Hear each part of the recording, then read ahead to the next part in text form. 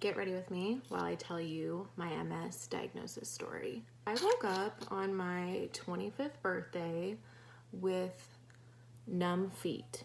So both of my feet, I could feel them, but it felt like I was walking on pins and needles. Honestly, I kind of ignore it. It's my 25th birthday. I don't want to think about it. So, yeah, I just ignore it. For a few days, I decide to call my primary care doctor, and they can't get me in for a week. So I had to wait. Well, more days go by, and I'm really uncomfortable. I'm having a hard time keeping up with my daughter, so my mom and I decide to go to urgent care. And they got me in very quickly, but they didn't have like the equipment that they needed to do like an MRI or anything. So they just did a blood test and then told me that maybe I had like a disc in my spine that moved. So maybe set up an appointment with my chiropractor. I go to the chiropractor twice, and he's like, I think this is something a little bit more serious. Like everything looks good for you.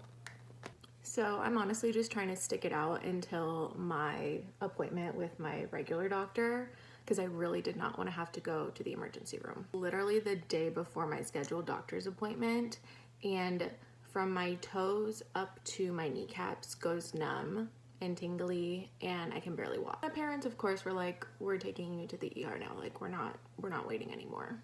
Which I'm forever grateful for. My dad watched my daughter, my husband was at work, my mom took me, and we sat in that waiting room for 11 hours. When you get back there, they explain how all of the hospital beds are full and how all of the like ER beds have been full all day long. I meet my doctor, and he's literally amazing. I loved him so much. He was just so great during the whole thing. He's like, we're gonna do an MRI. The MRI results come back, and he said that I had lesions all over my brain, basically. And they did my spine as well, and there was an active lesion on my spine that was causing my legs to feel this way.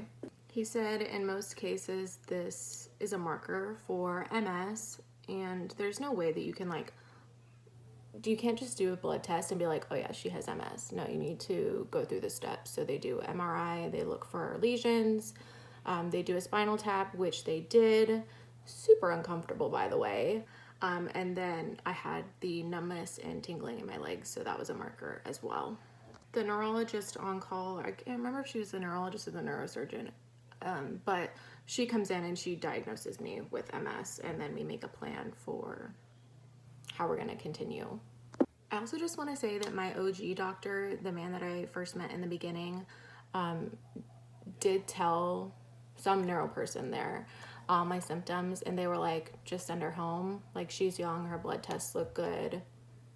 Like, she can follow up with her primary care physician. And he was like, no, I think there's actually something wrong. So can I do an MRI? And they said yes. So I am forever grateful for that man for sticking up for me and just being my voice when I wasn't there. So the game plan, I was gonna stay there for 4 days while we did some steroid infusions to help with my legs, basically.